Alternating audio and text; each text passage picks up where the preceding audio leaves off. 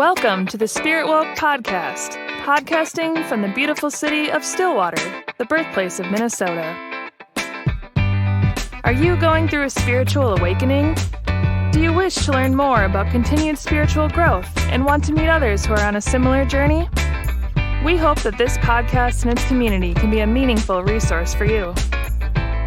The SpiritWoke Podcast welcomes special guests from around the globe who share personal stories of their awakening journey, along with details of spiritual abilities they've developed along the way. So buckle up and get ready for this exciting episode. And now, here's your host, Adam Dins. Friends, welcome back to the SpiritWoke Podcast. On today's episode, I'm so happy to welcome my dear friend, Brandee Ruiter. Brandee is truly my spiritual sister, and I cannot wait for you to meet her. So, many of us in this community, we call each other brother and sister, and with good reason. But I want to share a little bit about the connection that I have with Brandee and a little bit why I feel so much that she is this spiritual sister from another mister. So a few months ago, I experienced ayahuasca for the first time. I met Brandee the evening before at a gathering on the land where the ceremony took place. The next morning, we exchanged pleasantries and we went on our way. And then the evening of the Ahe ceremony, Brandee and I ended up camping out next to each other underneath the beautiful night sky. It was an incredible night. We were both a little bit nervous, waiting for the medicine to be served. So we just started talking about our fears, about what was to come that evening. It's typical to have nerves when you're going into an ayahuasca ceremony, and then that turned into just talking about our lives, and we got to know each other as much as we could in that hour and a half time. So after we took the medicine, I felt this incredibly protective feeling over her, and she probably doesn't know this, but I watched over her for a little bit until I kind of felt like she was in a good place. And there was just something about the magic of the medicine, the land, and the ceremony that together created this beautiful chord between us. And I couldn't be more honored that the universe brought us together, for sure. So since then, we've gotten to know each other really well. And there's so much about Brandee's story that I love. One of the more fascinating aspects, which we'll discuss today, is the Kundalini awakening that she is currently going through. And though Brandee is a construction worker, and you'd never guess that if you just met her at Starbucks or something, the major shift and new outlook on life she's experiencing is leading her to pursue personal development coaching and one of my loves, Reiki. And so with that being said, Brandee, welcome to the SpiritWoke Podcast. Hi, Adam. Thank you so much for having me. It is awesome to have you here on this nice, cold, frigid day. I'm excited. Happy New Year. Yeah, Happy New Year. So we'll be releasing this, I think, in February, but today is actually it's the first day. It's January 1st. We're recording this podcast on New Year's, which is really exciting. And so this is going to be a fun conversation. I'm so excited to dig in.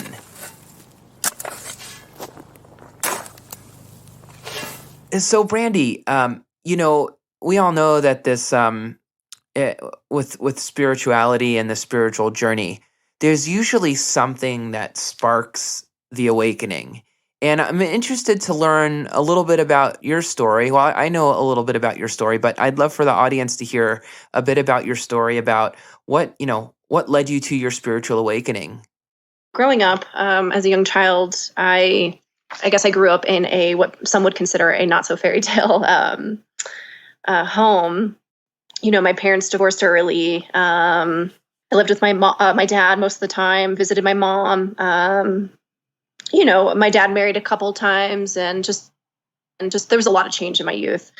I was really close to my mom, but she was definitely going through some stuff of her own. So it was very, sparse. And my father, at the time, obviously I didn't realize it, but he definitely had a unique way of showing love.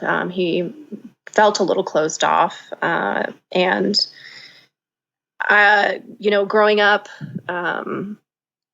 I saw how that kind of bled into my adulthood, just my perceptions of my youth and my connection to my parents. I saw it's interesting because, of course, when you're in the midst of it, sometimes you don't see that the universe is presenting you with these situations to, heal from that or change your perspective. But definitely, I grew up, attracting relationships that gave me opportunity, and I didn't see it at the time. And my early 20s, I kind of just went through this hard place, and because of my relationship with my father and how I viewed it at that time, I felt that was the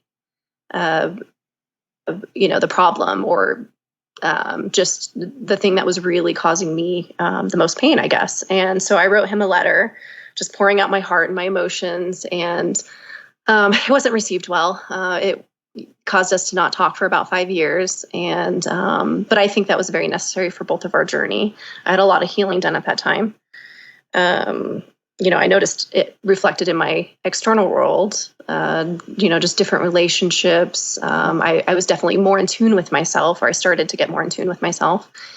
And then about a year ago, we reconnected, and it was different, but still the same. But I was okay with it at that point. And I don't know, I guess it was just like another chance for me to heal. I landed in a relationship that mirrored that back to me again. So it kind of came full circle for me to address again. And, in this relationship, it was a very beautiful relationship, but it was a very hard relationship. It was a mirror. We were both mirrors for each other. And it was the first time I actually saw my patterns. It was the first time I actually instead of being just consumed by them and reacting upon them, it was the first time I became the observer, and it blew my mind wide open. I was just like, I've been living my life, like this, just navigating my world through these filters. And that just I think that started my journey of, just diving deeper and understanding myself more. And the partner at the time, he had worked with plant medicine, and he was on this journey. So, that's how plant medicine popped up in my reality. And I think that relationship was really the catalyst for me wanting to dive deeper and understand myself and release myself from, these perspectives that I've been holding my whole life. So Brandee, tell me a little bit about, so your parents got divorced, and you said you lived with your mother after that happened. Or I lived with my father. You lived with your father. Okay. Part-time. Okay. Yes. It's interesting. I didn't know that about you, because I had a very similar experience. My parents divorced when I think I was probably in kindergarten or first grade at that time, and my mom was battling a severe addiction to narcotics, and so I ended up living with my mom for, I don't know, like a year or two, maybe it was about a year, and then of course the drugs were not a good thing.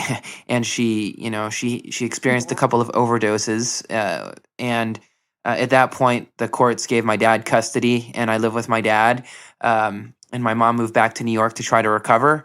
And so as my dad and I, we were living together in Florida. So it's just two dudes against the world. And my dad is interesting. It's interesting when you become an adult and you look back on your childhood and even just look at your parents through adult eyes. And I look back, especially on my dad, and I see this guy who, he had me older. I think he was like 46 or 47 when I was born, and he was a jazz musician, so he lived that lifestyle.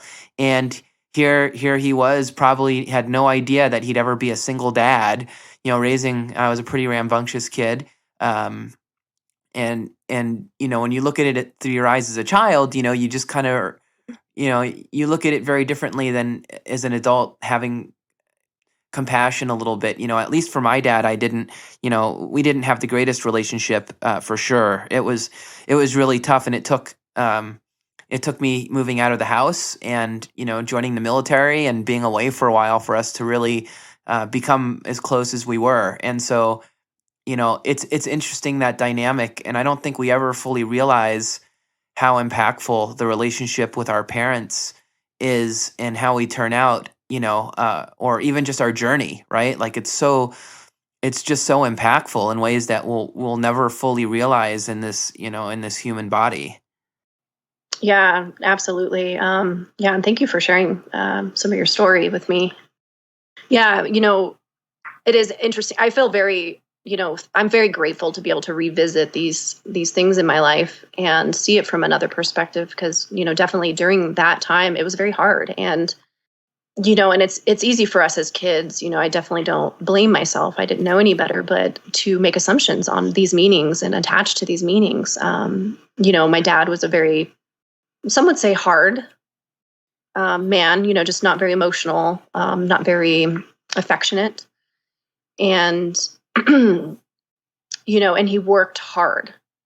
He was constantly gone. He owns his own construction company, and he was constantly gone, providing for his family. And, that's what he thought he had to do.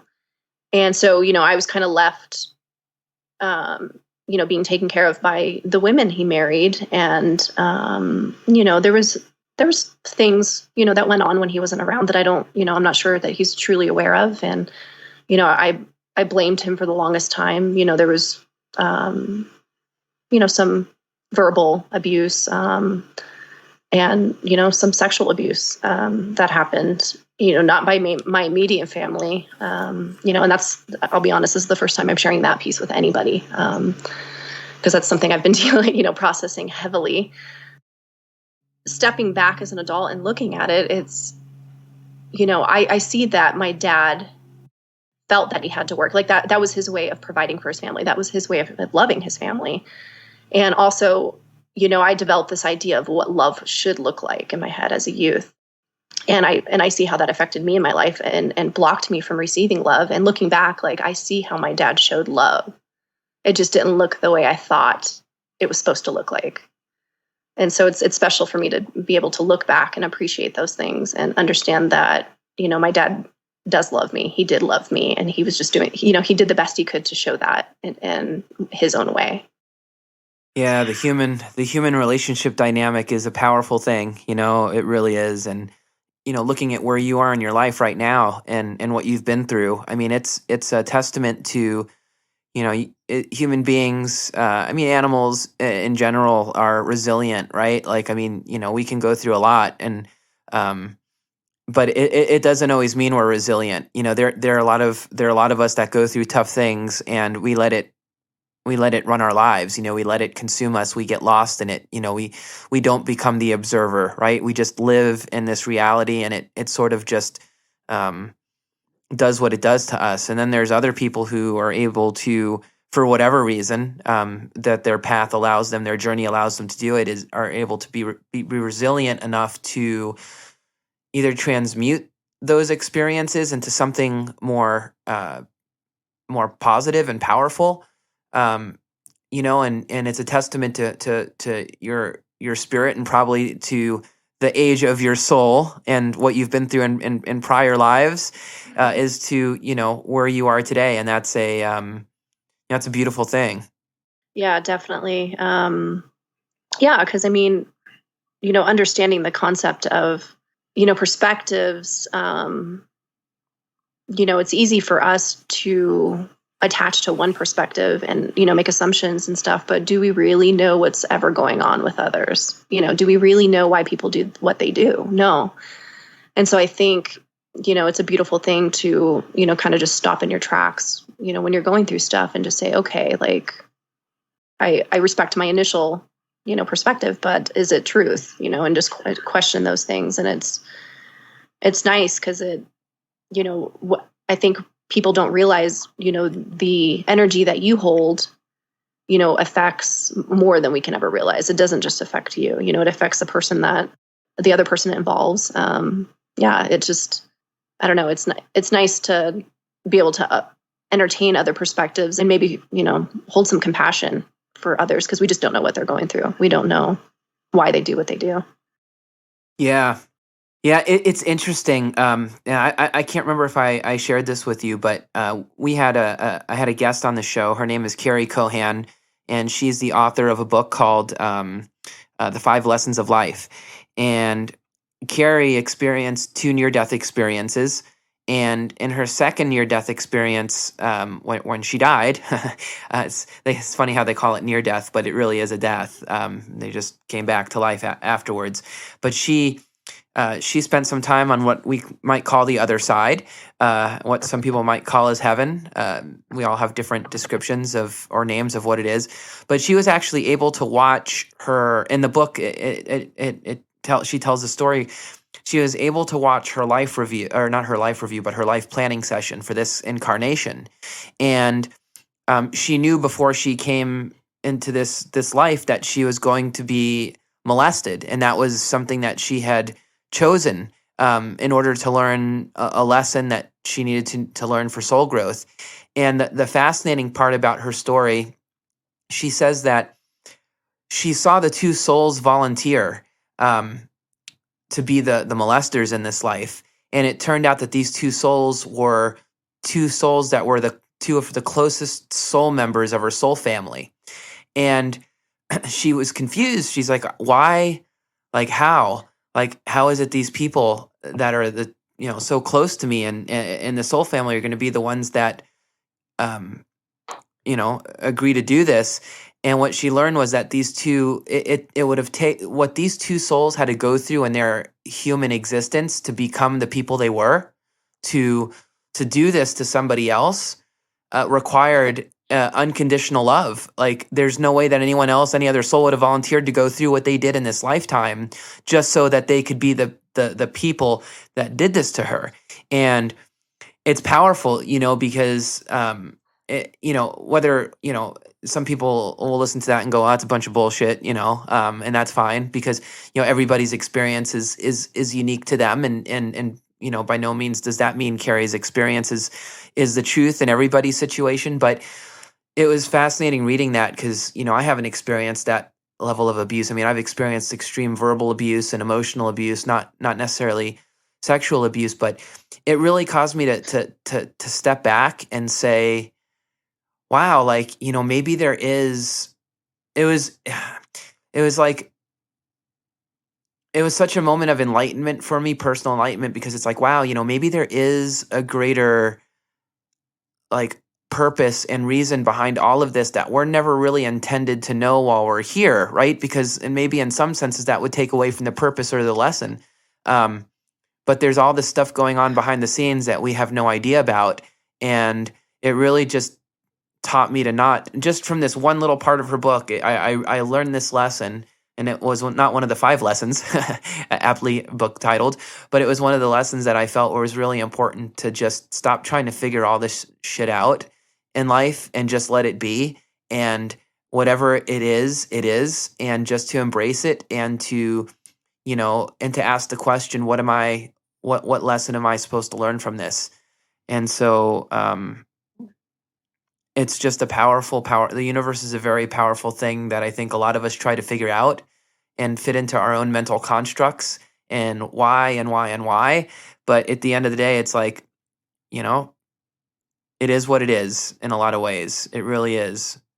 Yeah, exactly. Yeah, thank you so much for sharing that. That was actually really impactful for me. Because diving back into my childhood and a lot of these situations, that's kind of an awareness I've been gaining myself, having, the people that abused me, holding space for them and just saying, I can't even imagine what they must have went through to, be in a place to do this to somebody else. And so, yeah, that was, thanks. That's incredibly powerful that that you got to a place it took Carrie a near-death experience to be able to find that place in her heart. And the fact that you've been able to do that and not experience a near-death experience, pardon the redundancy of the word experience, but that, I think that says a lot about your spiritual character and who you are. And that's a beautiful thing. Let's switch topics a little bit here. So thank you, Brandee, for sharing your story. I know it's not easy, but I know there are also people who are listening to the podcast who've experienced similar things, that hearing your story is going to make them stronger. And so thank you for that.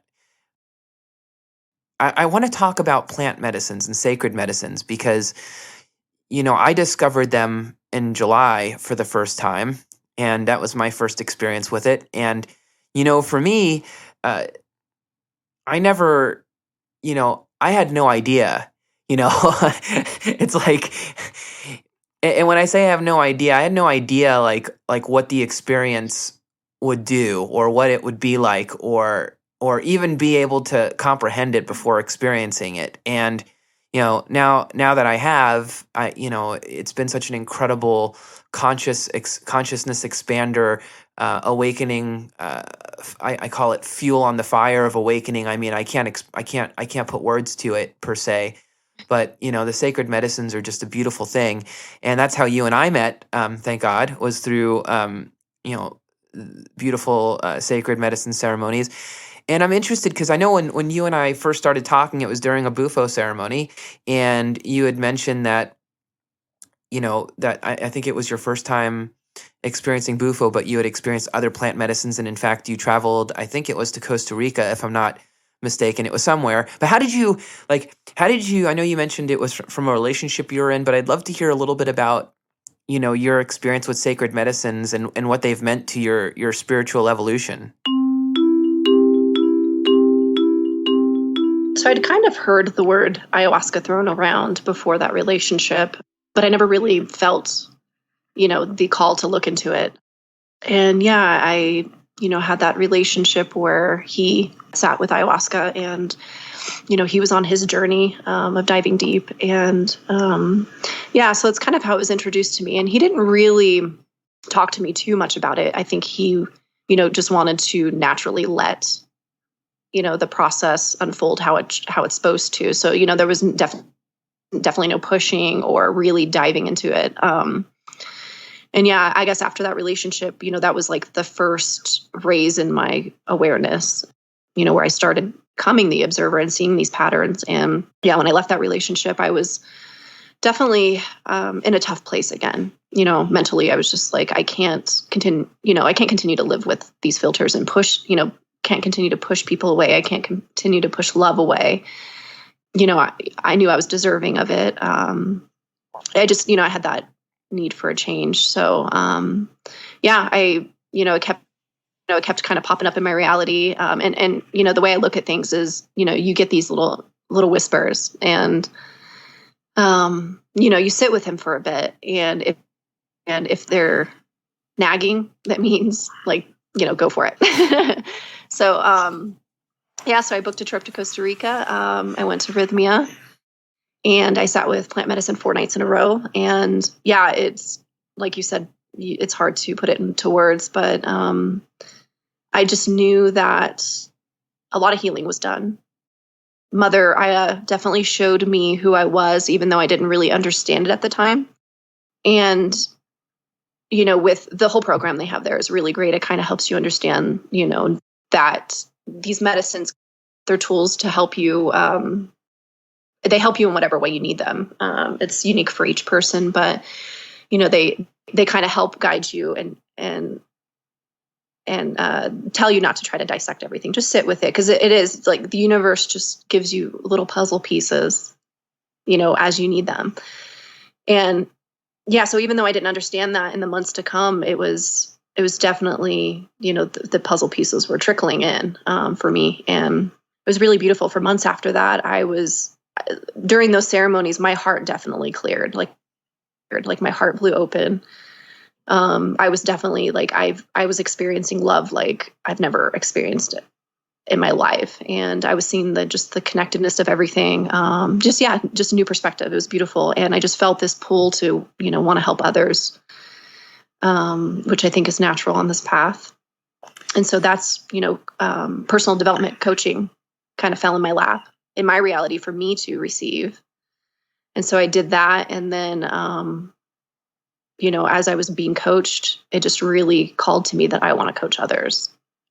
And so the opportunity to get certified in coaching fell in my lap, and I went with it. And that was actually a really hard thing, because I was living, still through filters of lack, with money. And am I deserving? Am I good enough? And the minute I took the leap and put that investment in myself, it was definitely, it felt like just like a little blip on the universal radar, like, hey, she's investing in herself. She thinks she's worth it.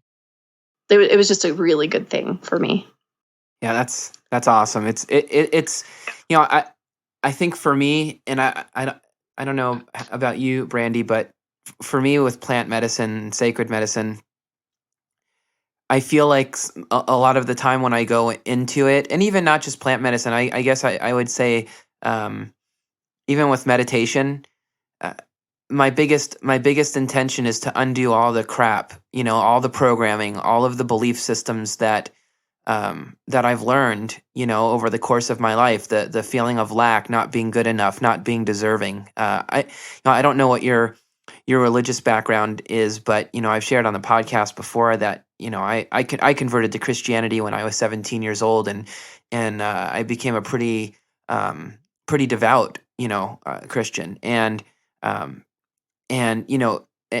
take complete ownership of, I call it a brainwashing, and I by no means am I saying that everybody who believes is a brainwash, but I brainwashed myself to the point, because I was like, if I'm going to live this, I have to, if I'm not one to believe something and kind of just go through the motions. Like, to me, if I believe something, I go in wholeheartedly.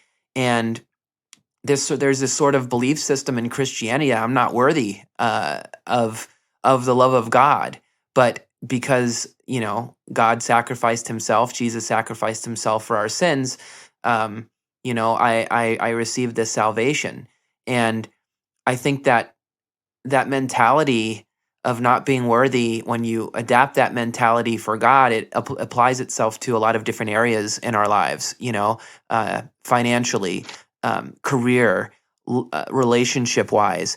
And I don't think it does it to everybody, because, obviously you see a lot of really ego, and when I say ego, not in a bad way, but just strong egos of people who have done really well in life and are successful and are, believe in themselves, that also have a strong faith in Christianity. And I'm just speaking about Christianity because that's my experience. But for me, I really embraced that piece of it, which was not being worthy. And it's still a struggle, even through going through my awakening. And, like, as a Reiki practitioner, when I first started going through that training, it's like, me? Like, really? Like, who the hell am I? Like, why am I, like, who am I to be laying hands on anybody? Like, I'm just me, and I still struggle with that. And I know sacred medicine has definitely helped me move out of that, to try to, to really learn who I am without all of the layers of programming on top of me, but it still can be a challenge. Oh yeah, absolutely. Yeah, I mean, I'm in this place where, I lived most of my life working for others. And I mean, granted, my parents, I grew up Catholic. I went to Catholic school. I went to Sunday school. I was baptized, just everything. And, I've always been this kind of a little bit of a wild branch. I feel like I just didn't buy into a lot of things that were around me. I just kind of felt like that wasn't my truth deep down. And so, even though I respected because I feel like there's universal truths in all religions, and there's different ways to the truth. And I respected that, but I just never attached to it. I couldn't. And, I did realize young, that I wanted to break patterns. And I kind of did that in small ways, and I can see how I did that. But, but still, I could see how I was still in the box. And yeah, just with this new twist of events, it's interesting. I'm going through the same thing where I'm just like, me, and again, working for people my whole life, I've gained insights that I'm more of a leader. Which I think a lot of people maybe on this path are. They're more, not meant to work for others. They're meant to, just stand in their truth and, shine their light and help others, and, take the reins and just make a difference in whatever way they can. But yeah, so that's an interesting shift within me, pursuing personal development coaching and Reiki, because I'm just like, me, but it's exciting, because I know that me already exists, and it's going to be exciting to tap into that version of me. Yeah, I think that's powerful. And I think the more that you get into it, the more you're going to feel like it's been you the whole time, right? Like, it's just, yeah. it's not even a remembering as much as it's like a reminder, like a subtle reminder, like, oh yeah, this has just always kind of been me. Like, oh, and yeah, that's cool. One of the things, it's interesting. I've only had a few people on the podcast that I feel are kind of at a similar place in their life that I am, in terms of spiritual growth or figuring things out. A lot of people on the podcast, and granted, nobody's ever done figuring things out. But there are people who have been doing, on the path and journey now for 20 plus years with all kinds of, abilities, or they've found certain things that have, fit them, and they've mastered them, and they're doing great things. I love talking to you because I feel like it's such a similar place, and there's so much kind of, I hate to use the word synergy because it's such an overused word, but there's just so much synergy in between, just where we are, and it's really cool. I love just being able to have real talk here about where things are and what we're feeling and what we're going through, because at the end of the day, that's the most important part, is to just have real talk about this kind of stuff. So that's really cool. I appreciate you sharing that. So with sacred medicine, so you experienced 4 days of Aya, and so for people who are listening in, because when I was first considering doing Aya, one of the things that it didn't scare me away from it, but it's sort of like I didn't pursue Aya immediately. I chose Bufo to experience Bufo first. Was that you don't really, most people on their first try at ayahuasca don't experience anything. It's sort of like, sure, you may purge, and of course the medicine does what it's supposed to do in terms of healing and cleansing where you are. But in terms of more of the visual aspect of it, you'll hear a lot of times it's not until the second or third ceremony that someone will experience that. Did you have that experience, Brandee, or did you experience something the first time you tried? I definitely experienced something the first time. Yeah, I had a lot of visuals. I actually have a notebook that I wrote everything down. I don't have it near me, but yeah, I mean, it was a lot of purging, but physical purging. But yeah, I had a lot of visuals. I, kind of, gosh, again, it's so hard to explain. I think, I don't know if I was traveling to different dimensions, or again, a lot of it I know is something that just comes to you, as you need it, like it unlocks as you need it. But yeah, I mean, I experienced visuals, I would say pretty much every night. I did it in some manner. I did. That's awesome. Yeah, that's something I have still yet to experience. Since I've only sat with Yahe once, but and I hope to again. And as you know, when we experienced it, it was like bone chilling cold out on the beautiful land. Would be I don't know. I don't even know if that's the right words to describe how cold it was, but some part of me thinks it was just a little bit warmer that night. Maybe from the visual perspective, it would have been a little bit more, but I definitely am looking forward to sitting with it again. So, but with that being said, Brandee, after the ceremony that you and I attended in November, it's weird. It feels like it was just yesterday, but it also feels like it was like 5 years ago. But, after this recent ceremony, you're sharing with me that you're going through this thing where you're feeling your Kundalini awakening, which is awesome. So, I know there's a lot of people who are listening to the podcast who have done similar things to me. I don't know that I've experienced the Kundalini awakening like you have, but there's lots of information on Google about it and a lot of different information on Google about it. And I know, as again, people listening in, like, oh, what is that like? Like, what does it feel like? How do I know if I'm experiencing Kundalini awakening? And I'm sure you've probably had similar questions. So I'd love to just hear about your experience. Like, what's been going on with you there? So it's been interesting because, of course, when this shift first happened, I, of course, tried to put it in a box, my cute little human mind, and and understand it. And again, who knows if I ever will. And that's the beautiful thing about this path, is learning, surrender and being comfortable with not knowing. So So it's interesting. I don't know. As of late, I'm kind of understanding Kundalini as just awareness shifts. So, I think that can mean different things for everybody. And it obviously looks different for everybody. Sometimes it's a smoother transaction for some, and sometimes it's a little bumpier. But I think it's really just an awareness shift. It's that energy, that new energy flowing through you and shifting your perceptions and the way you see the world. But for me, I feel like I've had a few shifts in my life, at least recently this past year, in 2019, but this one was really big. It was, I want to say maybe a month after Bufo. I was still in the heart, heavy, just, really and vibrating high. And I was still just like rabbit holing down the internet. Like I just wanted to learn all this stuff, and whatever the universe led me to, I was just absorbing all this information.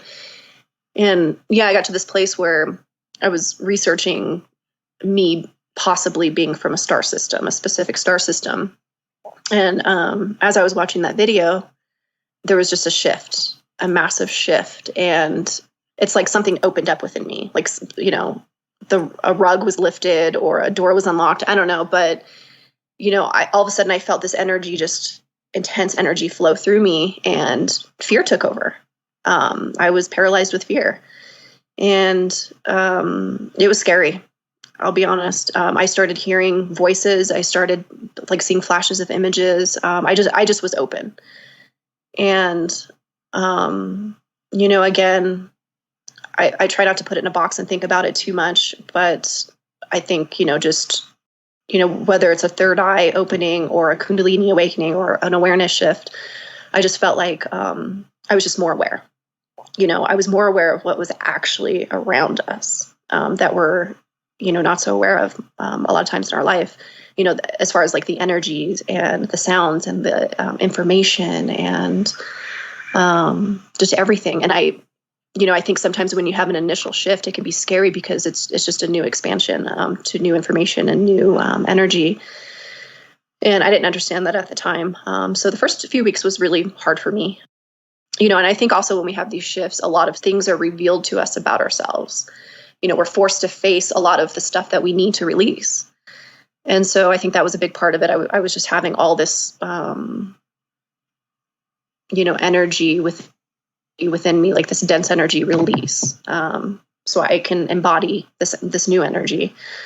Again, the first 2 weeks was pretty rough for me. I reached out for help wherever I could just to kind of understand. And then I realized ultimately that it was best to just kind of sit with myself, develop, a routine to kind of help me balance my energy.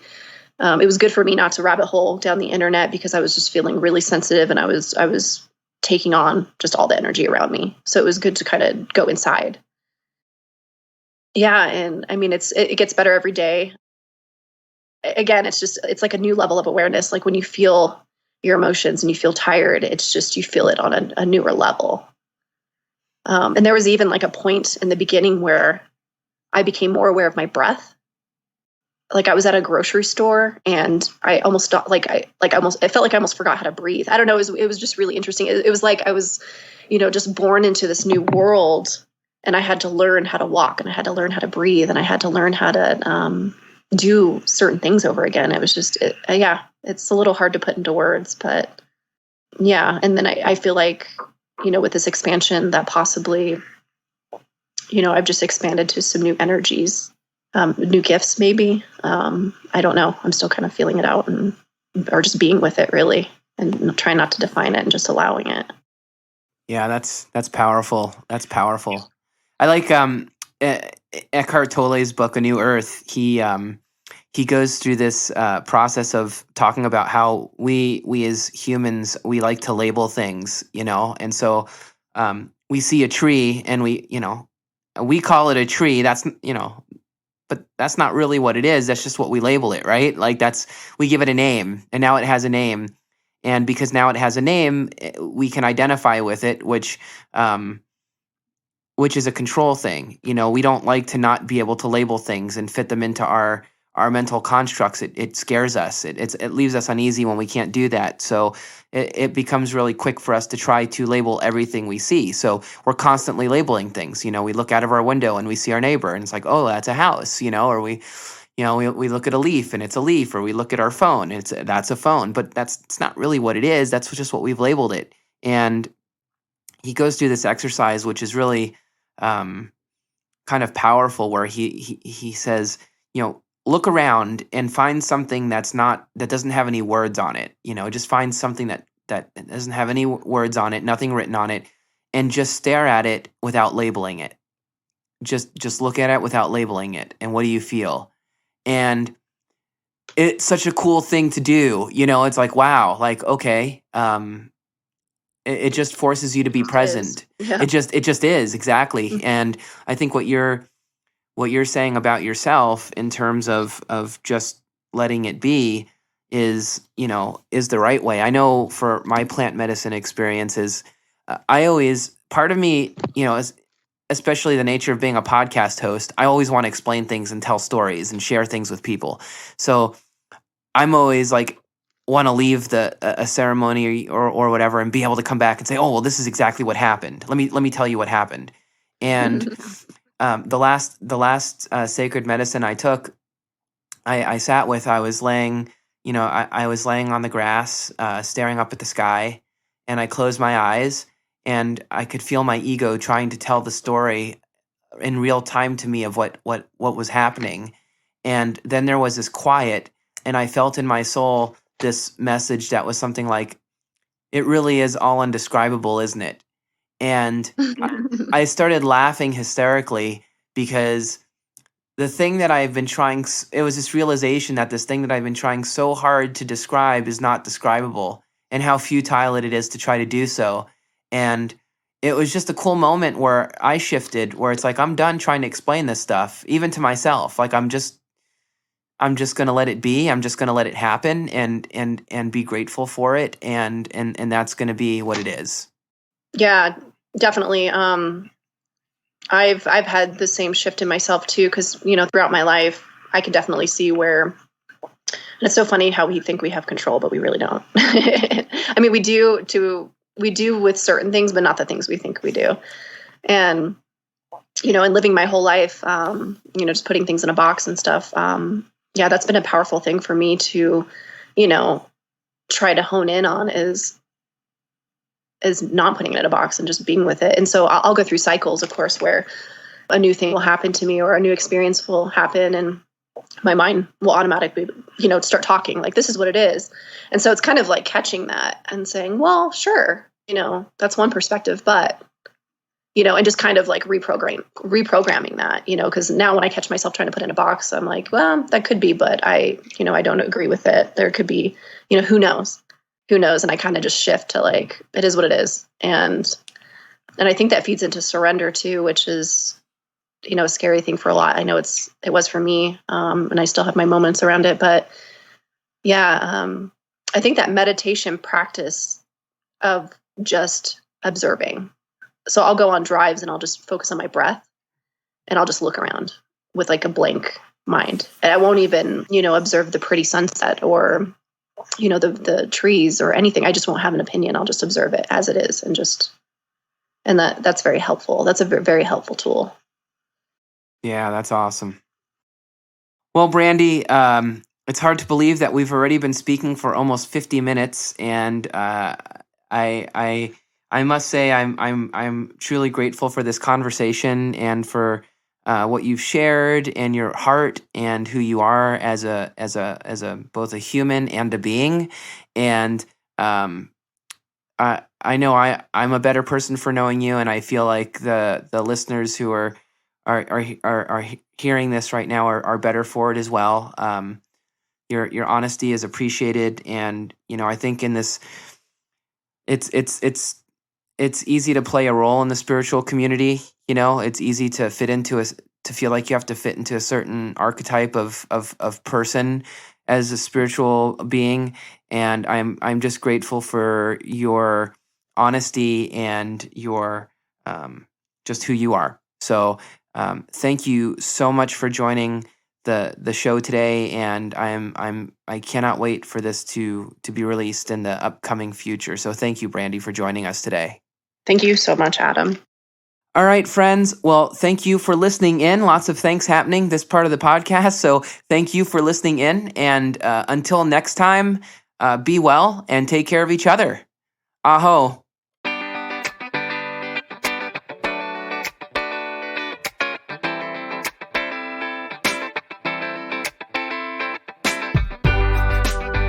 Thanks for listening to the SpiritWoke Podcast. If you've enjoyed this episode, please subscribe and leave us a review on iTunes, Spotify, or wherever you get your podcasts. Be sure to check out our website, SpiritWoke.com, and connect with the SpiritWoke community on Facebook, Twitter, and Instagram. Just search SpiritWoke. Join us next time for another edition of the SpiritWoke Podcast. Namaste.